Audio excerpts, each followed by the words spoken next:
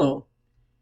As I said yesterday, throughout this week I'm going to be discussing some of those aspects of the spiritual life that have to do with the winter of our lives. Yesterday I talked about how the winter is cold. Today I want to address the darkness of winter. We know that in winter the days are shorter. It seems like every day practically is filled with clouds. And so there just isn't as much light in the winter as there is at other times of the year.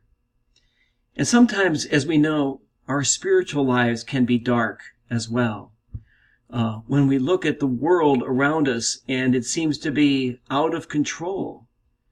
When we look at our own world, our own lives, and it too sometimes seems to be out of our control.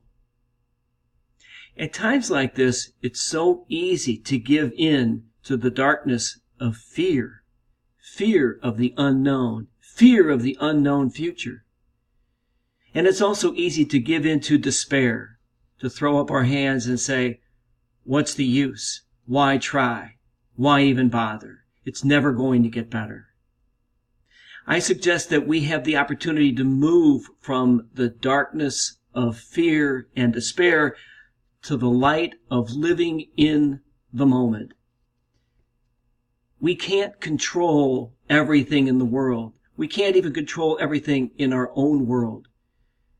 But every day gives us little opportunities to share life and to share joy with each other. And so my suggestion is that we see these opportunities, look for them, seize them when they come, and live out these moments of sharing of life and joy so that we can live more fully in this day and live more fully in this moment.